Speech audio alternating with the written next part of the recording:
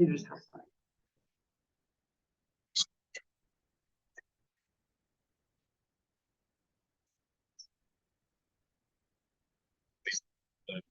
Where'd you see?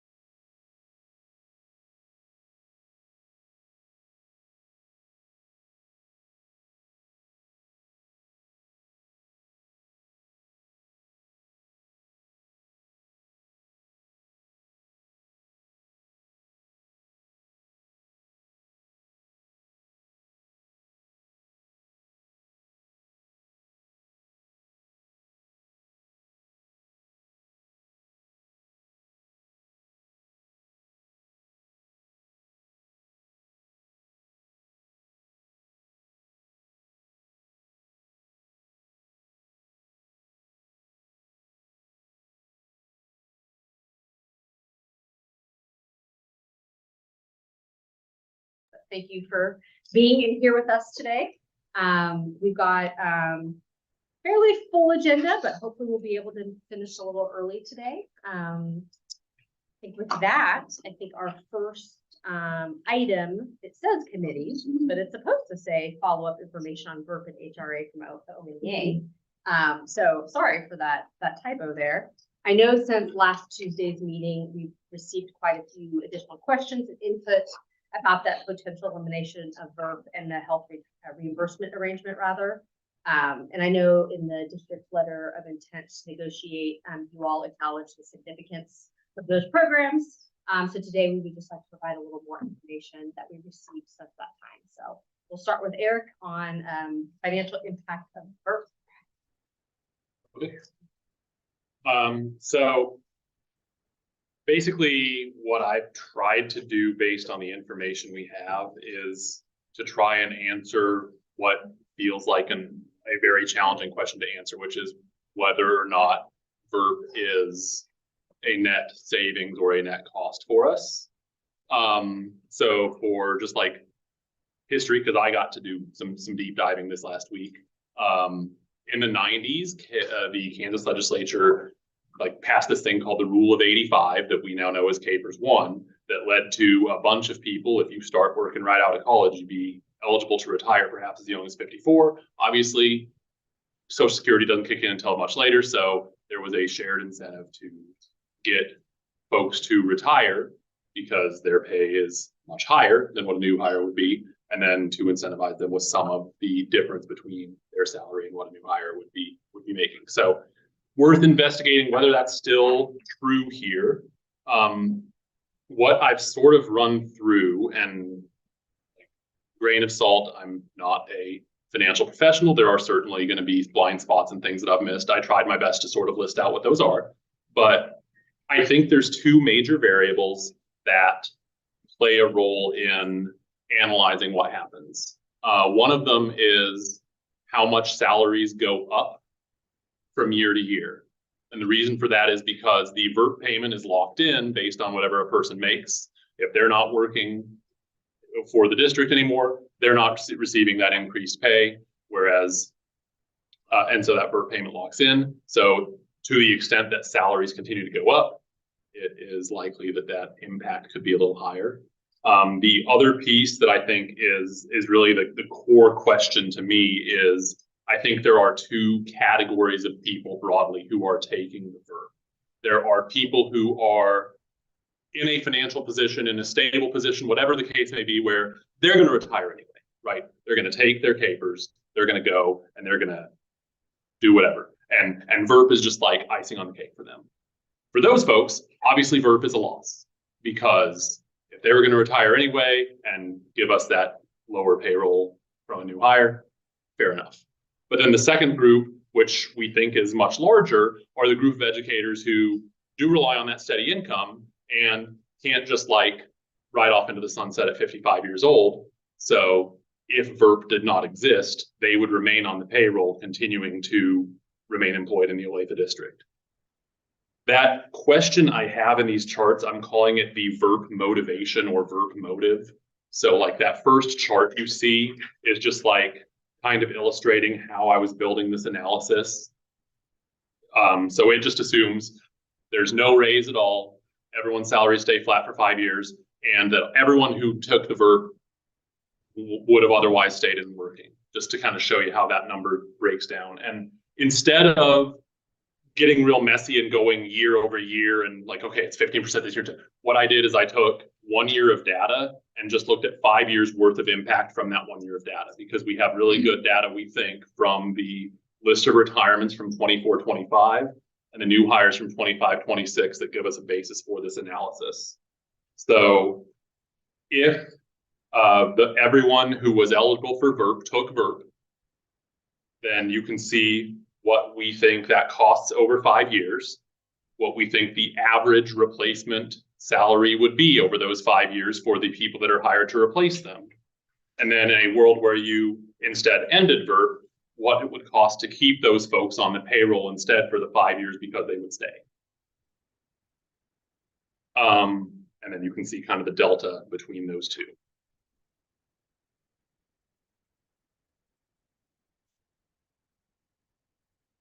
Then I have a couple other illustrations of just looking at some different ways that changing the assumptions changes what those numbers do. The second table says, okay, again, we're not going to bring the increase in salaries into play just yet. We're going to look at the VERP motivation variable. If that's much lower, if say like 75% of your VERP takers would have retired anyway, well, at that point, VERP is a net loss to the district, right? So that's kind of the big $1 million question, literally. And then the third one shows you kind of an illustration of the impact if we assume like an average raise in salary 4% per year, how that plays into the variables and how it changes things slightly. So the next couple pages are sort of dense. They're basically just a couple of analyses of different scenarios. One where we assume kind of a constant about 3% raise and play with the VERP motivation number. One where we have a constant VERP motive number and play with the percent raise. So I'll kind of like leave that with you all to digest.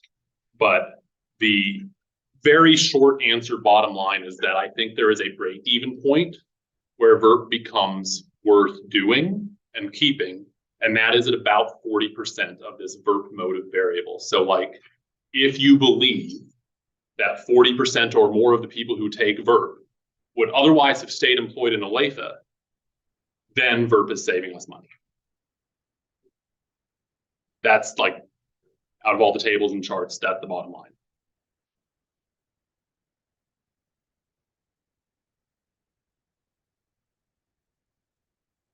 And then this kind of goes in a lot more detail about my assumptions and processes, so that way it can be replicated, or if there's something I missed, happy to kind of revise.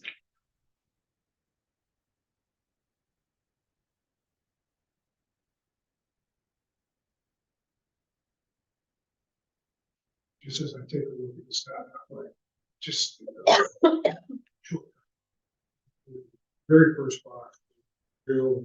That, how do you get to 16? Is it all eligible people? That is taking the 40 VERP eligible employees from 24-25 and assuming they stay for 5 years, taking their salary and just multiplying it out straight over 5 years.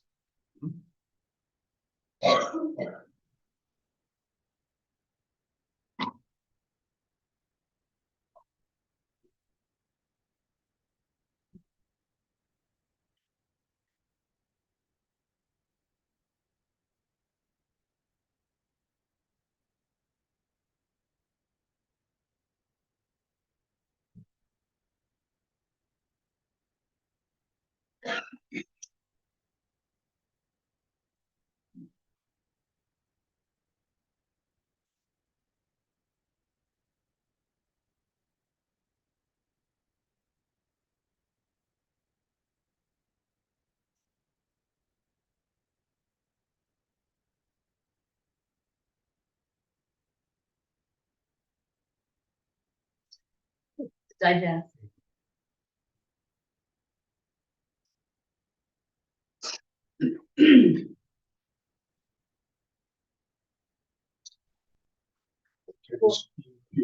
Yeah, of course. Well, between Friday, when I sent out a bargaining update and the end of the day on Monday, we had about 81 educators share some stories related to times that they felt like they needed to take a leave day, but they chose not to. We just wanted to share a little information from that. These 81 educators currently have 11,325 days of accumulated leave, about 140 days per educator on average, and the range was anywhere from 30 to 366. And I'll bounce it back over to Laura. These educators had 5 main reasons that they chose to come to work in these instances. The first one is that their absence would create more work for colleagues. Second, they want to save their days for the retirement benefit. So that's front of mind. Third, they feel pressure from administrators, colleagues, parents, that kind of thing. Fourth, preparing for a substitute is too much work. And that was one of the highest ideas that we heard over and over again. And then the fifth one that we heard over and over again also was that students learn better with me than a substitute. So they feel that great sense of responsibility for their students. And then we'd like to share a few stories with you today. Do you mind if I start? Absolutely. Okay, I'll start with a personal story. And it's a little lighter than the one that Angie's going to share. I missed my daughter's first time running in Kansas relays. So I came to school. That was a real bummer. And I know that teachers are doing that all the time, and that was shared repeatedly in the information that we got from educators over the last few days, that they needed to be at their child's, wanted to be at their child's activity at school, but decided to come teach instead because there was an important test or something like that. Back at you. Yeah, and again, we know there's a lot to consider here, and Eric kind of shed some light on some numbers, so we always want to make just a little bit of room for stories too. So another story that was shared is, because I came to work, I missed seeing my grandmother before she passed. I was never able to say goodbye. Think about it every year on the anniversary of death. And then we also had a lot of illness reasons, one in particular from a kindergarten teacher. I had a terrible earache during fast bridge testing.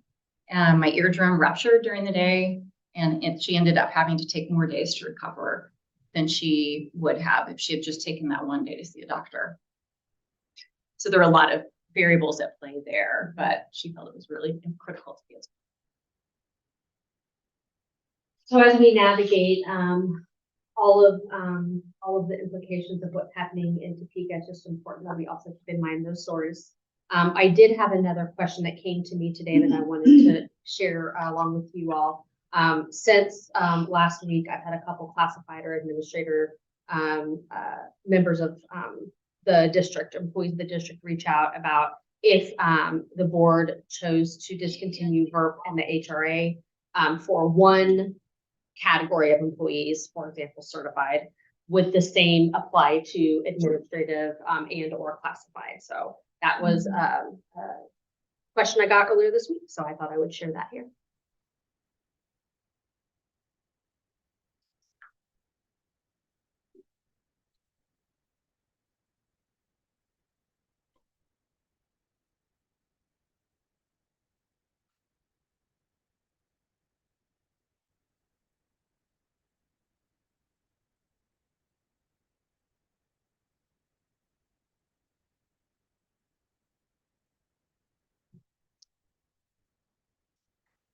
Ready for committee reports? Not much on committee reports since we just met a week ago. Nothing new on appraisal, just a reminder that we aren't meeting and we did not meet in March for appraisal. So that next meeting is the 30th of April. We meet tomorrow in calendar. You all received the 27-28 calendar and the professional learning calendar for 26-27 at our last meeting. So we'll take a look at the employment calendar and for 26-27 and the grade and reporting calendar for 26-27 in tomorrow's calendar meeting.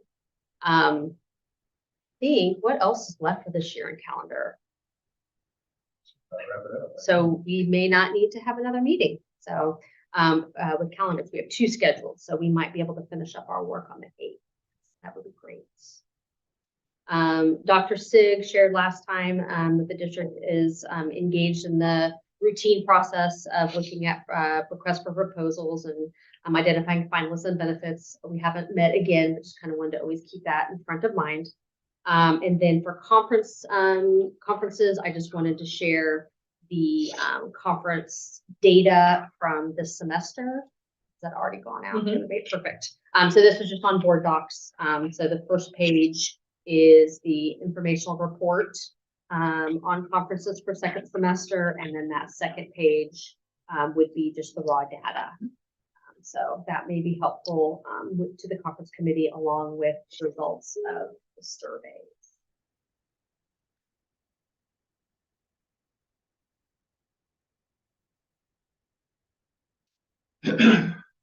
I think it's also important. I think this year was the first year that we were collecting this data individually from educators. Whereas I think in previous years it was collected by administrators. Does that sound right to the administrators across? The data was collected differently this year. So, Okay, so last year was the first year. yeah, it was to be more representative. Yeah. There, because the way it was collected before, it was, so a student would have 7 teachers. So if the parent only went to 2 of their teachers, it would count as less than 30%. So now students, parent or guardian comes in and meets with any teachers, that counts as 1 student out of the total number of students. So in other words, if it used to have to be a parent would have to come to go see all 7 teachers to count as coming to conferences at 100%. That makes me then wonder about specialists. So would my numbers be raising my building's numbers when it's the same parent? Elementary doesn't do it. Okay, That's well, just the more elementary data was collected differently this year. Because we On were the teacher end. because we were each individually entering it to a district form, whereas in previous years, we submitted that data to our building and our secretary or our administrator collected that, and that then was forwarded to the district. So in the way that you were talking, I just wouldn't want my numbers that I put in as a music teacher to be doubling. Does that make sense? That you did it. Yeah, he Yes. sent the form is sent to every certified educator, and the expectation is that you fill it out with the amount of conferences that you host.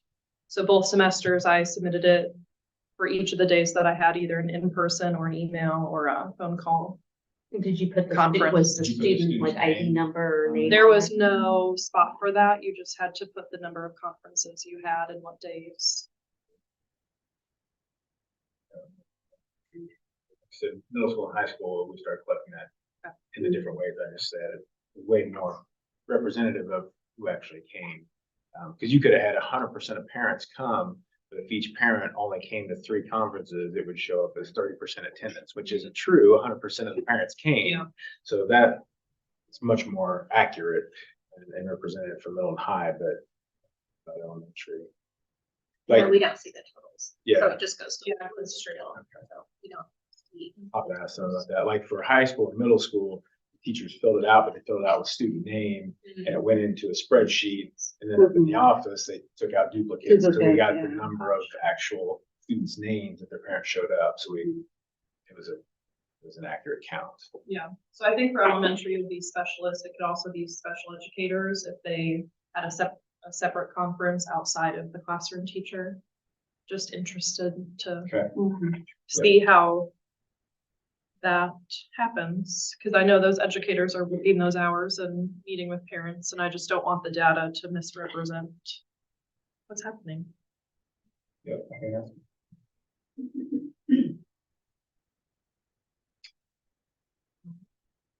In the week since we've seen each other last, I think those are probably all the committee updates unless I have missed something.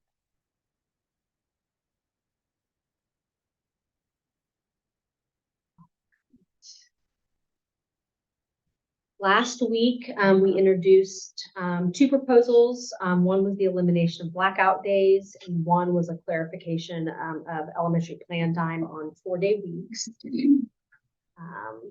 Wanted to give you all some time, questions, responses, anything that you feel is appropriate today.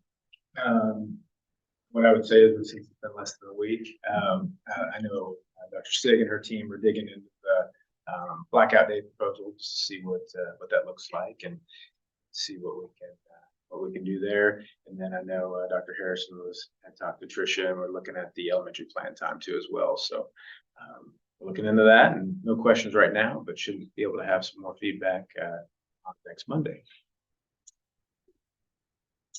I think what we have left for today is a proposal on SPED paperwork days. And you might have to click something to make it show on there, Megan. Oh, I'm used to. Yeah, you know how to do all of it.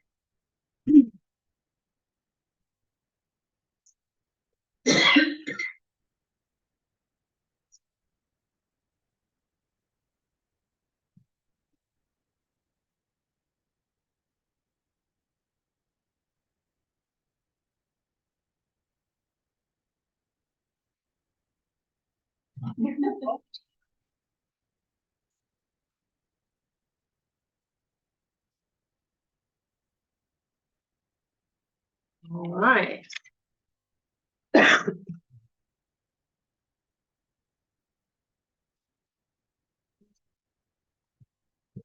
All right, so we have talked about SPED the last couple of years. We have another proposal for you today. Just kind of start with a little bit of information comparing 2025 and 2026. In the first, in all of 2025, the calendar year, not the contract year, we had SPED resignations in the bargaining unit that totaled about 20% of the bargaining unit resignations. In the first 3 months of 2026, which is what we had access to when we were putting this together, SPED resignations were about 36% of the total bargaining unit resignations. So today, in that kind of spirit, our primary focus is on SPED educator retention. Of those SPED resignations in January through March, we had 28 SPED resignations. 10 have been SPED, 1 autism, 1 CBR, 1 psych, 2 speech language paths, and 5 resource. So, I was hoping this would work. Oh, there we go. Nick, do you want to take over now? Sure. Perfect. So SPED is near and dear to my heart, as I'm a special education teacher, and I've devoted 15 years of my life to educating special education students. So we've seen this graph up on the monitors here before. And one of the things that is kind of concerning is basically our teachers getting their 25-minute duty-free lunch and personal plan. I will say that in my instance, as a former CBR teacher and life skills teacher in other districts, this is very hard. And it's something that impacts, I think, nearly any educator that's working with moderate to severe students. So in the 2023 year, ONEA started collecting data on SPED educators, missing plan and lunch, as SPED educators identified this as a particular retention issue. This year, the survey was given in early February. And in that survey, 54% early childhood and elementary SPED teachers reported that they regularly are getting their lunch and plan, while 85% of secondary SPED educators report the same. These numbers represent a drop of educators receiving their plan in lunchtime, especially at the elementary level in comparison to the numbers that were provided in previous surveys.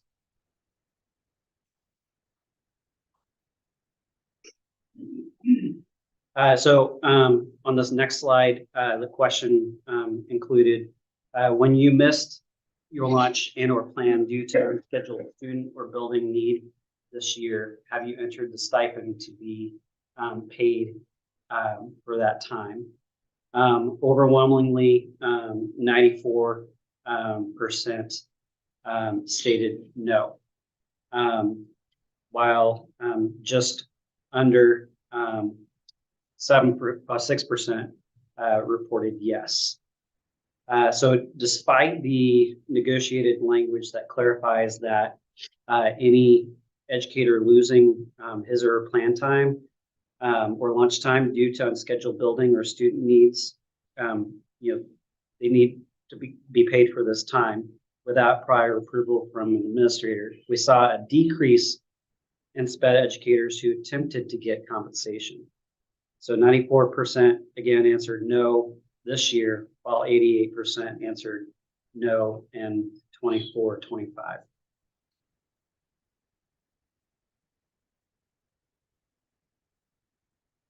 So I will say that when it comes to plan time and lunch, I encountered this myself as a CBR teacher. There's constantly people moving in and out of the rooms with paras and students coming in and out. So that's part of it. And then also for when it comes to lunch, it was one of those things where you felt like you had to take care of the people that worked in your program, such as like paras, and just make sure that they got their duty-free lunch as well. So on this next slide, it goes over what prevented you from entering the stipend to be paid for a missing lunch or plan. So I'll just read through these. Number one is lack of awareness or process confusion, fear of negative consequences, administrative hurdles and requirement for pre-approval, staffing and student needs, and time constraints. So we believe that it's a shared interest with the district that all educators, including SPED, receive their lunch and plan time. We also believe that clarity in regarding the process to be paid when lunch plan is lost due to unscheduled need is important. Just to provide some clarity, educators must submit their stipend request via Oracle and notify their principal. Prior approval from principal is not required. So when it comes to lack of awareness and process confusion, many of the respondents were unaware that there was a stipend for missed lunch or plan. As far as negative consequences or fears of negative consequences, several individuals expressed that they were fearful of retaliation taking place and being viewed negatively by those within the school, or perhaps even getting in trouble for submitting time. One person had mentioned even feeling guilty about doing so. So we hope that today on the next point with the administrative hurdles and requirement for pre-approval, that it clarifies that pre-approval is not needed.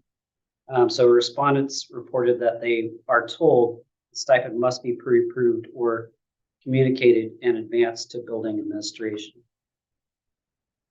Staffing and student needs, staffing and limitations and high needs of specific students frequently permitted uninterrupted lunch or plan time. So this could include a student having a behavior such as a meltdown. It happens, and it happens on a daily basis.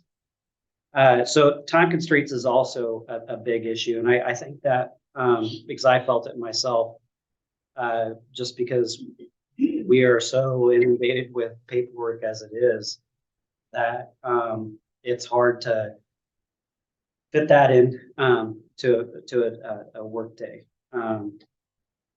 So the frequency of missed time and the daily schedule variability, especially when traveling, made it impractical to enter the stipend when it came to the time constraint factor.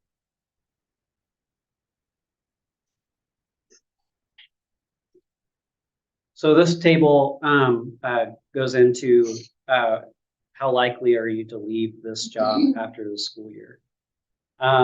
So the blue represents very likely.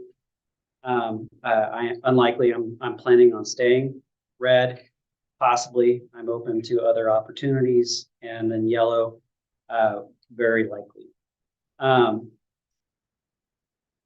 Perhaps one of the more shocking things when I look at this is that only 40% of autism educators responded very unlikely.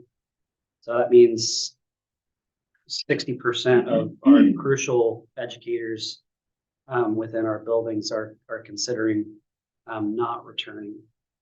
While the numbers in the pie chart are an improvement from the results of the 24-25 school year SPED survey, we are alarmed by the rates of resignations of SPED staff in the first 3 months of 2026 as compared to 2025.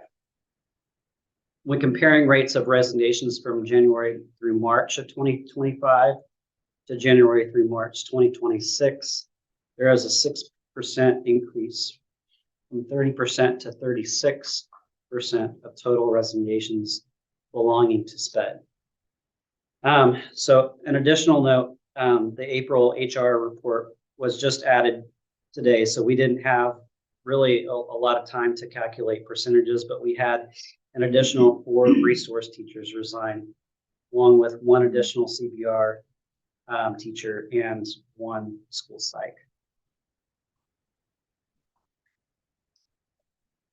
All right, so I've listed off a lot of issues when it comes to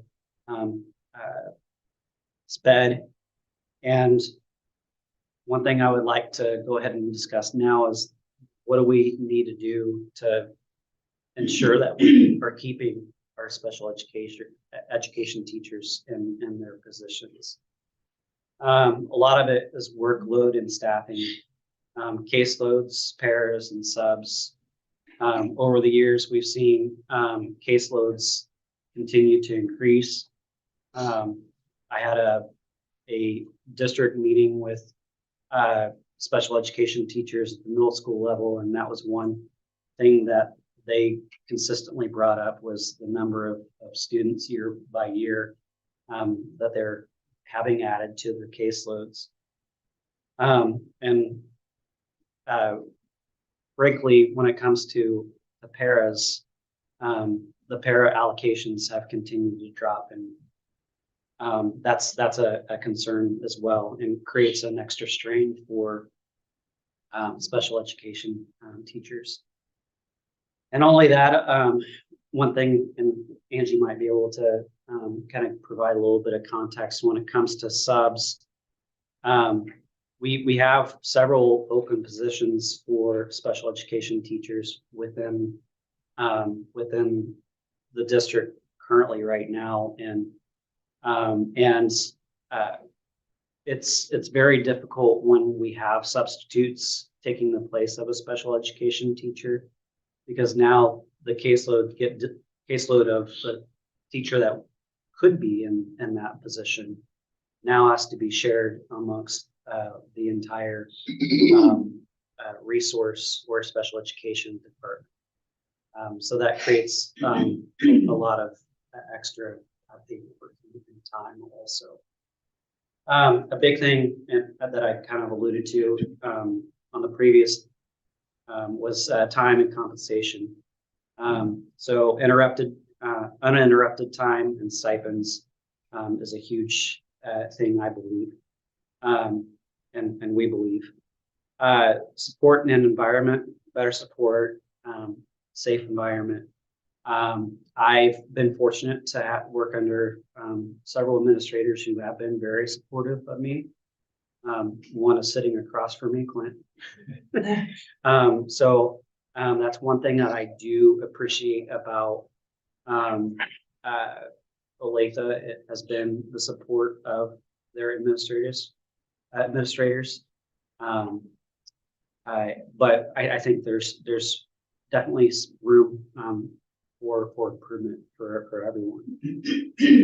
Curriculum and resources, that's another thing that's brought up frequently within our district PLC time. And then transparency and consistency and compliance procedures. So we believe that the proposal we are presenting today will help address the one of the top retention issues identified by our SPED survey. So workload and staffing. So SPED teachers reported that the primary need is a reduction in caseloads to a manageable size.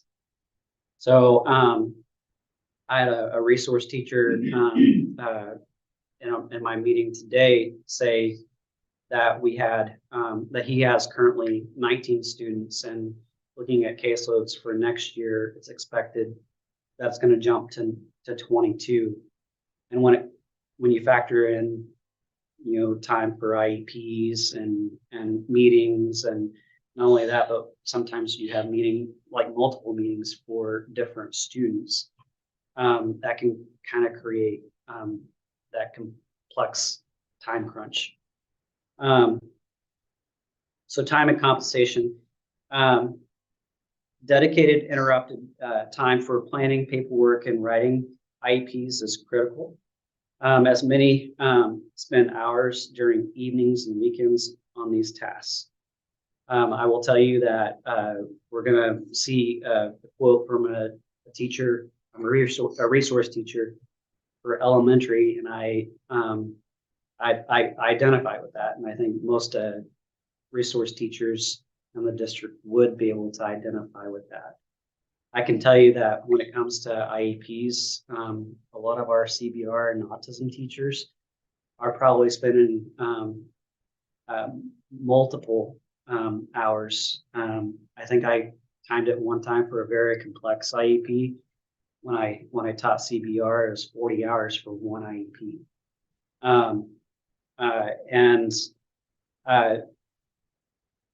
That's a lot. Support and environment. Special education teachers reported feeling unsupported, citing a need for positive feedback and a safe and collaborative culture. The job is really hard, and there's times when, as a special education teacher, you it feels impossible to do. And a lot of times that, even though you may be the best teacher in the entire world, you have a little bit of guilt because you don't necessarily feel like you're doing everything that you could be doing, even though in many cases you are. And I think that one of the things that would be nice, and I've been fortunate in this regard, but I feel like there are some special education teachers who do need to have that validation and pat on the back from the administrators, just to let them know, hey, you're doing a great job. Curriculum and resources, special education teachers report that they sometimes lack adequate district provided curriculum and instructional materials aligned to the needs of specific students. It's gotten better, but I think there's always room for improvement. And then transparency and consistency. Finally, we would like to see that more transparency on the determination of caseloads and allocations, and consistency in communication in regards to that.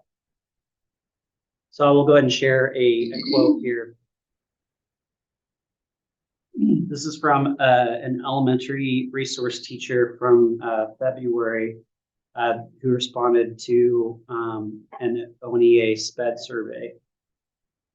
I have never had contract hours built in my schedule to write IEPs or evaluation reports. These are consistently completed in the evenings and on weekends. Yesterday, I timed myself.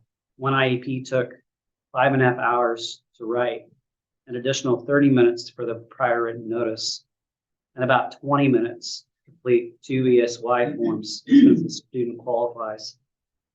When an evaluation report is required in addition to the IEP, the total time is closer to 10 hours for one student. And this again is for a resource teacher. With a caseload of 13 students and 3 currently in evaluation process, that means approximately 16 weekends this school year will be spent writing, report writing just to meet the requirements of the job. That is equivalent to 4 full months of weekends dedicated to paperwork. While my commitment to my students remains strong, I also have to consider long-term sustainability and professional well-being. If the right opportunity were to present itself outside of teaching, I would leave. That highlights the our survey, and that was one of our veteran special education teachers at the resource level in elementary. And then Nick, they have this in hard copy too. Okay. So what we are proposing is the following language to be added to the professional day policy of the agreement. So this continues for 2 slides, and you guys, I believe, have a handout. So special education teachers involved in writing and implementing evaluations and individual education programs in compliance with the IDEA will be granted up to 4 days per academic year in which to work or collaborate on tasks associated with required paperwork and documentation.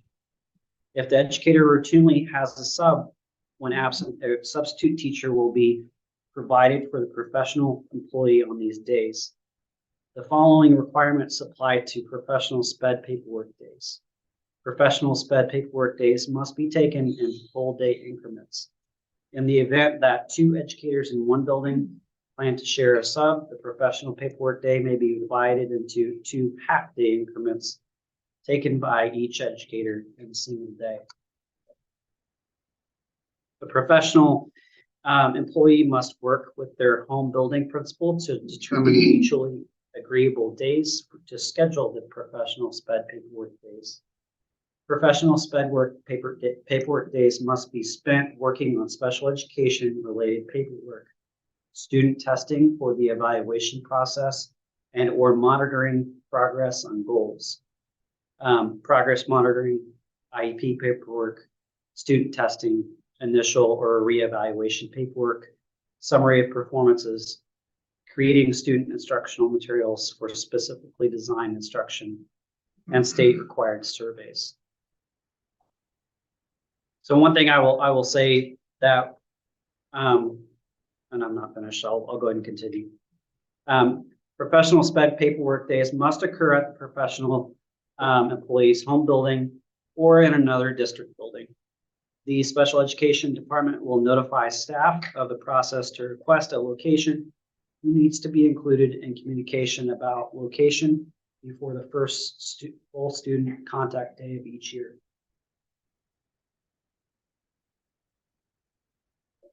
The intent is to make the implementation of professional SPED paperwork days as a collaborative process that supports professional employee in completing special education related paperwork, student testing for a reevaluation process, and or monitoring progress on goals. The district will work in consultation with this professional employee to schedule the professional paperwork days allotted to the professional employee as needed to ensure the timely and accurate completion of required processes and documentation.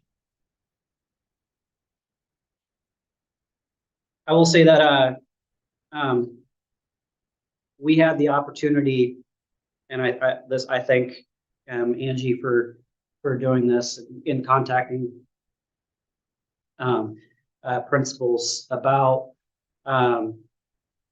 recently we're tasked with, and when I say we, special education teachers were tasked with making corrections on IEPs that didn't meet state standards for location, frequency, and duration on the IEP. And I will say that the PD day that they allowed us to have that time was so helpful and gave me personally a lot of breathing room to do that. And I think providing that would ease a lot of pressure for special education teachers. We were asked to do a lot. Not only are we teaching, 5 of the 7 hours of the day, but we're also doing paperwork on top of that. That has some legal ramifications if we don't get it right.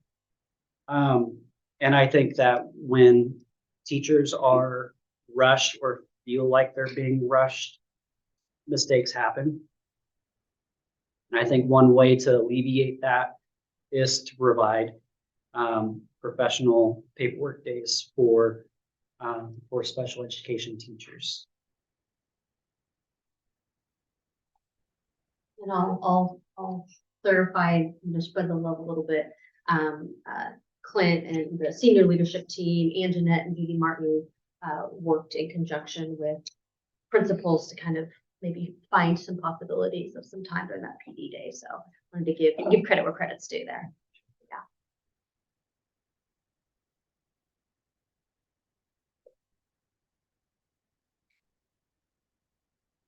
Any questions or comments on this proposal?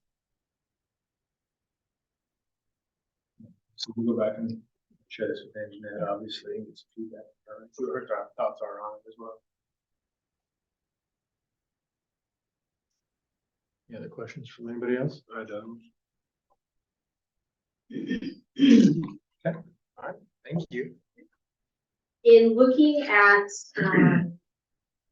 normally this time of year, we meet weekly, and this isn't the same as every year. So we are scheduled to have our next negotiations meeting on the 13th.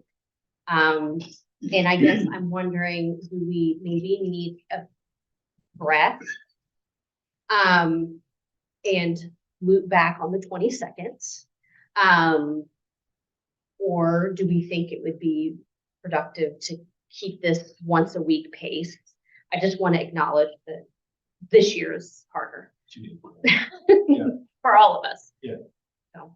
Typically, we obviously have some, Yeah. proposals as well, and so that certainly makes it different too. I don't know. That's a good question. We may be able to have some feedback on the elementary plan time, and I haven't been able to touch base with Lachelle since she was out today as far as the blackout day proposal. SPED one obviously may take a little while just to even look at cost of what that would cost as far as subs for the number of teachers. I'm sure that HR will want to look at that and have some time to do some math. So I guess I would ask you guys, would you have another proposal ready? The for next 13th is week? coming around pretty quickly. Yeah. But I think maybe we could kind of huddle and get back with each other, and Okay. by the end of the Let's week, touch nail that base. down. Yeah, let's touch base maybe. If you guys have a chance to talk, and I'll talk to our team, Michelle, and see how far they've got on the blackout days, things like that. They have a better idea then of whether it would be beneficial to meet or not. Sounds good. Okay. Yeah. All right. Well, we're getting out early enough, so you guys will get a little bit of sun.